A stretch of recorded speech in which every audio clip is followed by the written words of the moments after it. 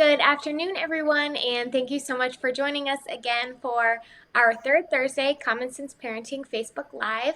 As always, I'm Gabby, joined here with Bridget Barnes, who is our Common Sense Parenting expert. Bridget, how are you this fine afternoon? Staying very warm here in Nebraska. I think we're Yeah, up to 90 degrees or something, but it's pretty right. toasty. Yes, we are in the thick of summer, and today's topic we are going to be talking about a less exciting one, but very necessary, and that is how to navigate divorce while keeping kids at the focus. So, if you are watching live and you have questions on this topic, if you are going through this situation, about to go through this situation, or know someone else who is going through it, this would be a great topic to share to your friends, and also feel free to leave comments on our question box below and we can get them answered. So, Bridget, we're going to jump right into these questions. If you're watching live, as always, make sure you like this video and we'll hop on in. So, first off, when parents have decided to get divorced or separate, how should they tell their kids? Well, if you can, talk with your children together if that's possible. If not, talk to them separately, but calmly speak to your children and take plenty of breaks if the kids need a break from that conversation. Make sure that you stay child centered in regards to uh, what you're talking about and avoid the blame game as much as possible. It is not about you in this conversation. It should stay child centered, and then try to listen more than you talk. Mm-hmm. Ask kids, how are you feeling? What are your thoughts? Is there something you want to ask me? So that would be what I would suggest. If you can talk together, great. That would be wonderful, but keep it child centered. Right. So, when it comes to talking to them and telling them, should parents tell them, while they're kind of deciding, or should they wait until it's been decided, it's finalized, we are doing this, and then present it to the kids, or what would you recommend? Well, I think kids kind of know something's up, and they're not oblivious that there's issues at home. And so, if you're considering it and you're on the same page with the other person, with your co-parent, then tell kids we're having conversations so that they will be aware. And I think kids need to know that before it actually happens. If you wait to the day when you're taking your bags and walking out the door, that's a shock to children. So I would give them lots more lead time in regards to we're discussing this, we're having some conversations, we're going through mediation or therapy. This is what we're doing to try to avoid this decision. So the kids know that you're making some steps to uh, work on things in an amicable way. Yeah. How can parents help reassure their children that the divorce is not their fault? Number one, take responsibility for the decision to get separated or go through a divorce. Um, You'll need to continually reassure children. Once will not be enough, that it is not their fault. And especially preteens, that studies show are more likely because of their development to take divorce as something that they caused. Mhm. So little bitties don't know what's happening. They know something's happening, but they can't communicate that. And teenagers will really kind of follow your lead in regards to how appropriate you're interacting with the co-parent. Mhm. But those preteens sometimes feel like they're responsible somehow. If they could have been better, ate all their vegetables, mom would have been happier, dad would stay. Yeah. Um, Model collaborative two home family behavior. Explain to children what is a two home family. What does this mean for us? You're not losing your family. You're actually going to get a two home family. And how does that work? Um, you know, just really try to know how to interact with that other person. Don't be fake. Kids know what fake looks like, Right. so try to be genuine, but keep it civil. If you have a parent plan, if you've worked on a parent plan, it's fine to share that with children and say, this is what the new schedule is going to look like. This is the new role I'll have. This is the new responsibilities we'll have, so that they're not a shock once we start moving to our new place and things start happening to me, and I had no say, no idea how quickly that was going to go. Hmm. I like what you said about the two home family. I haven't heard it be phrased that way, and that I feel like using that kind of phrasing kind of helps instead of, oh, we're just at mom's house or we're just at dad's house. To say, oh, we're a two home family and, we split the time, but we're still a family. I think is a good way to phrase it. Yeah, I think you need words like that are more neutral. Yeah. And so I think, letting kids know they're not losing a family, because sometimes that's exactly what it feels like. They're not, and that's why they try to press parents to get back together. Right. Yeah. Mhm. So the next question is, how do my ex and I help our children through all of the changes that divorce brings? There's changes in holiday traditions, living, like we said, in two separate houses, dealing with a new schedule, etc.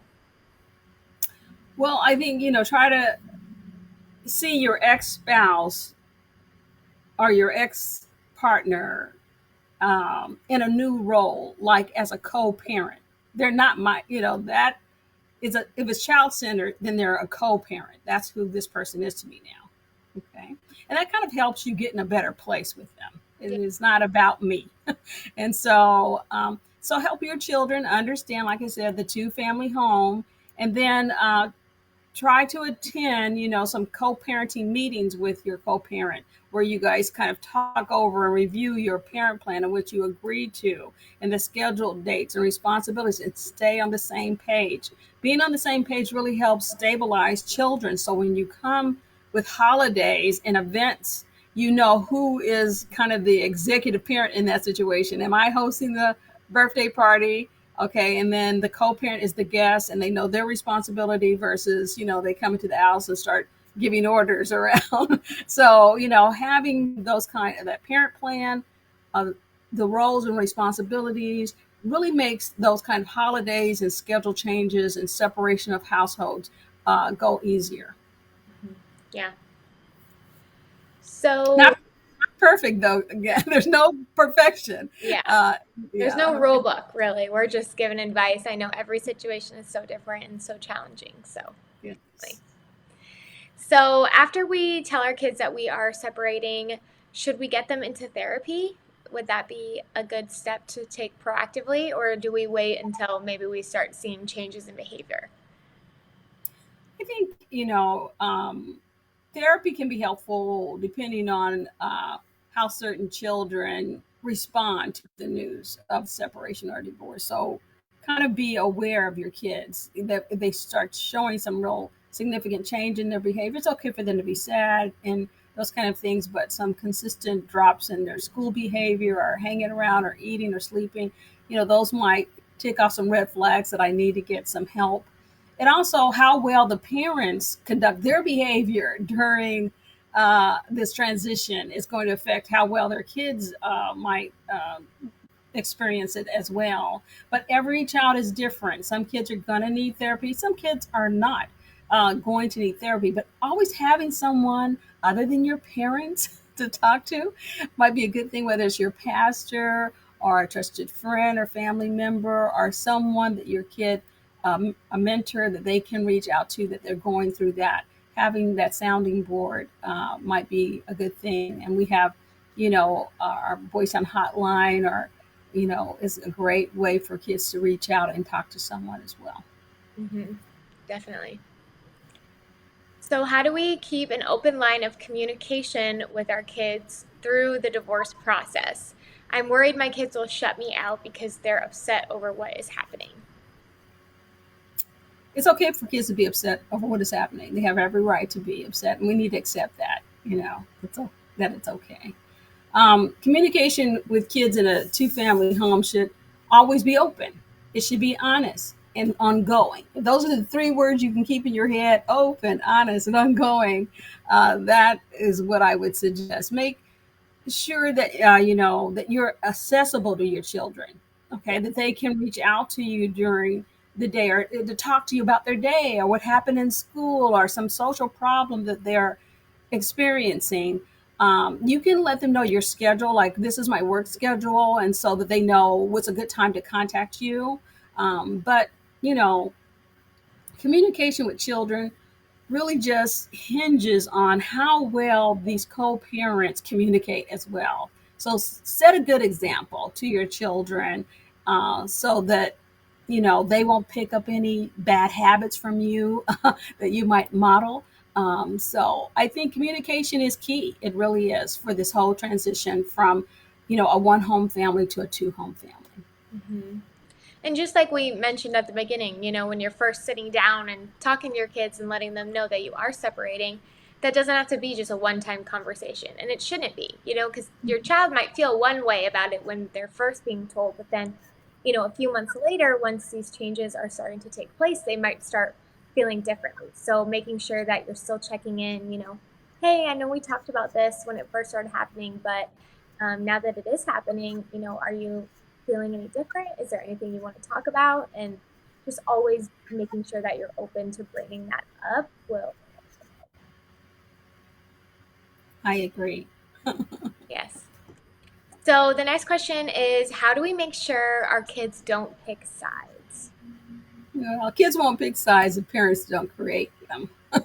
Yeah. So if you're a co-parent, you can just make sure that your communication is child-centered, and that you kind of treat your relationship like a business, because business oriented, and if you treat your co-parent with respect that you would give to any other business partner, where you have a mutual situation that you're in, it just keeps things calm, and it keeps things centered on the child, and you'll be able to better transition to your two Mhm. home family.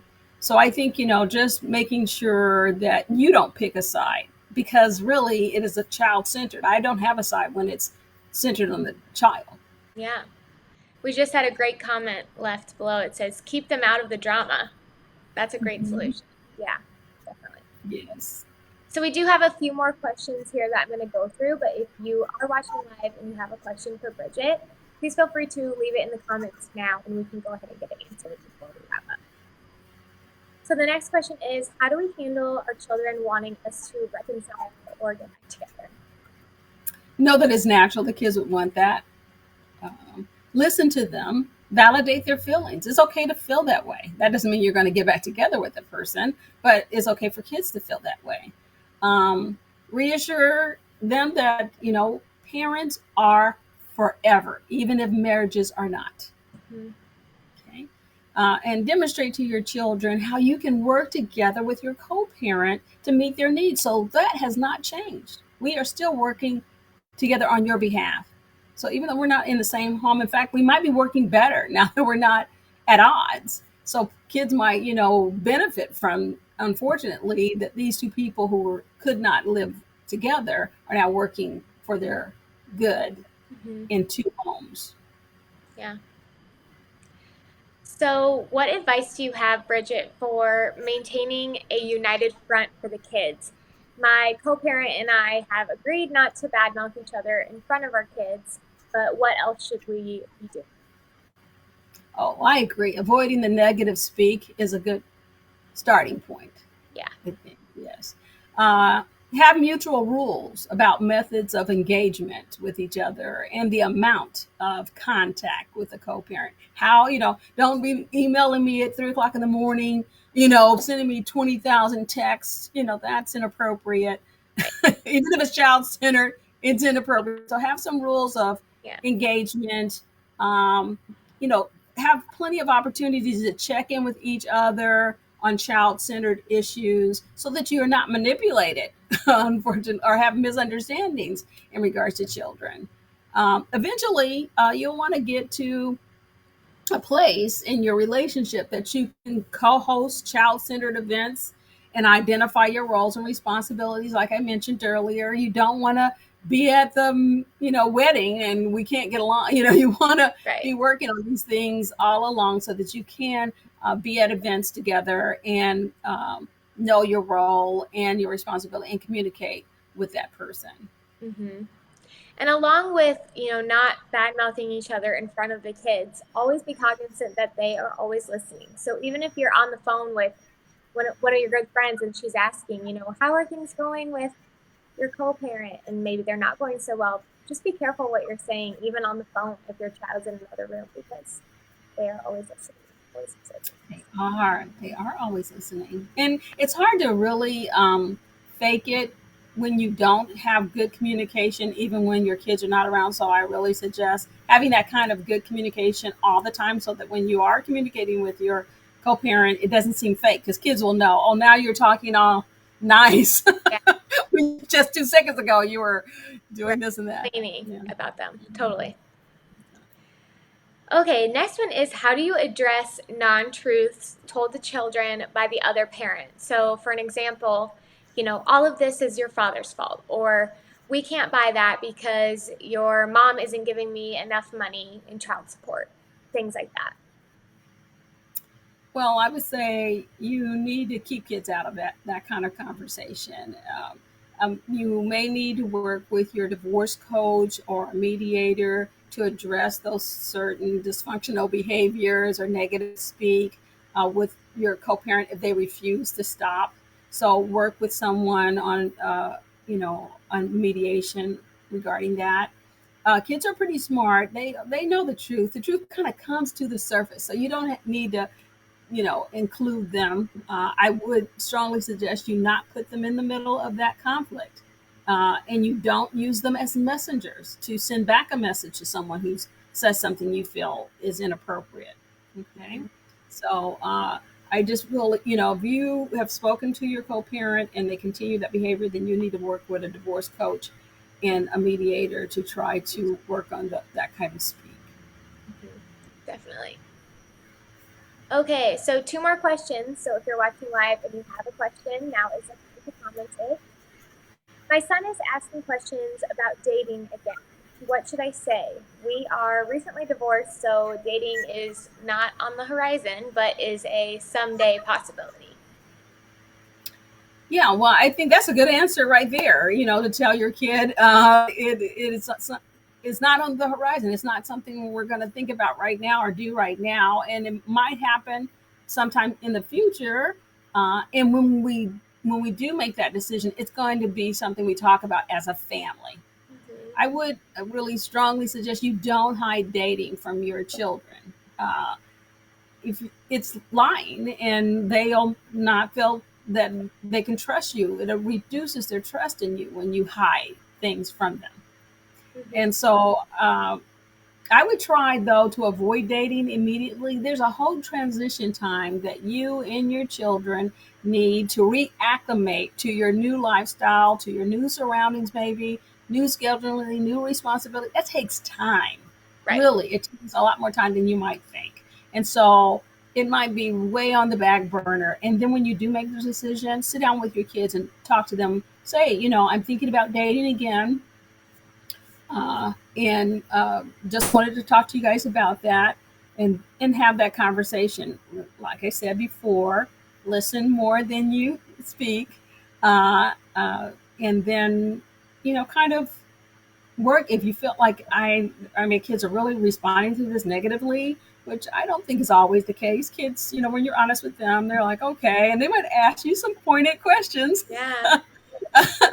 But that's okay too. That doesn't mean you have to answer everything that they ask you, but you just have to hear them out. And you might need a mediator. You might need to get in family therapy, depending on how kids respond. But I would just say honesty is your best policy, including them in on the decision that you're making, and moving slowly for yourself and for your kids is my best advice. That's great. So we have a question here in the comment section. What if a parent no longer wants to be involved in the child's life after divorce? How would you go about talking to the child about why that parent is absent? Yeah, that's a excellent question and a very hard question. So the parent does not want to be involved in their child's life, and how to communicate that. Again, I think you have to be calm and be child centered when you have this conversation and say the truth, be honest with them. Uh, you don't have to be cruel, but you can just be honest with them. And I would say if they need to talk to someone else, like that can be very hurtful to know that my mom or my dad doesn't want to interact with me anymore. Mhm. And what did I possibly do? And so that can really hurt a child. So having someone ready to go, a therapist or someone that they can talk to, so that you can, get them that kind of support. I think it's great for kids to put their feelings down. If they're little bitties, to draw, let's take the red color to show how we're feeling. We're mad right now. Or Mhm. if they're a little older, to have a journal that they write that to. Sometimes I, have like, let's make imaginary letters that we're sending to this person, so that I can get my feelings out. Now, whether they accept them, I am putting that out so that I don't, keep that in myself and that eats away at me. And so having people to talk to, being with other kids who are going through the same situation might be helpful to kids who are going through that. Um, Sometimes I've heard from parents in the past that that person reappears Yeah. years later. They reappear, and kids again have to go through that emotional roller coaster. Uh, And so I think that just being there for them, being honest with them, lets them to be honest with you and tell you how they're feeling, and building them up, where you're still loved, you're still cherished. There's so many, your grandma cherishes you, your little brother loves you to death, the puppy can't take it when you're gone, all of us want to be around you, and you have a lot of love in your life, and showing them that they have a lot of love in that one person is not the only one that cares for them. Hmm. Yeah, that's a great response. Okay, so lastly, Bridget, I want to ask you what resources does Boys Town Common Sense Parenting offer to help parents and families going through divorce? Oh my gosh, I always sound like a broken record when I answer this question, but But you it's do so have something true. new to talk about, though, because we have our Common Sense Parenting classes, but we also have something new. Yes, yes, yes. But let me just say, Yeah. you can call the Boys Town hotline, the parent assistant line, if you have any questions, day or night. You can reach out to our behavioral health clinic if you're in Omaha or in Nebraska. And they're a great support when kids are showing behaviors during this stressful time. You can go to our parenting.org site, and there's great videos, articles, downloadable. You can go to Ask the Expert and ask a specific question to any of the experts up on our site. Hmm. You can attend our Boys Town parenting classes if you just want to learn about disciplining your kids. And finally, we do have a new parent service for parents living in Nebraska that are going through divorce or separation. And it's a basic level course. It's 4 weeks, and it's called Responsive Parenting Circle. And what it is, it's for parents who are just starting to go through the process of separation and or divorce, or they have two different households, and they want to create a parent plan so that they can kind of get together on how to schedule things and how to work together for their children. It gives you some step by step skills, gives you ways to learn how to advocate for yourself, and learn how to have less drama, as someone said earlier, in your parent relationship. Yeah, that's great. So we are dropping links in the comments here for all of those resources so you can find those. And I know today's conversation was more of a tough one and is a struggle a lot of families go through. So please be reassured that we are here to help you through this process, and our inbox on Facebook is always open. So if you are needing help, go ahead, send us a message anytime, and we're happy to refer you to the resources that we would recommend you checking out. So, Bridget, thank you for talking through these difficult questions. We really appreciate it. Oh, thank you for having me. I know that some of the listeners might not be going through this themselves, but they most of us know someone who is.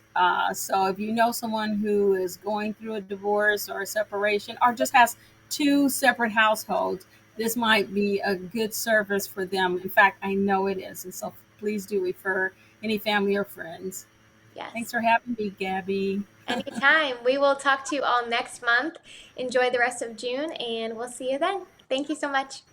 Bye bye. Bye.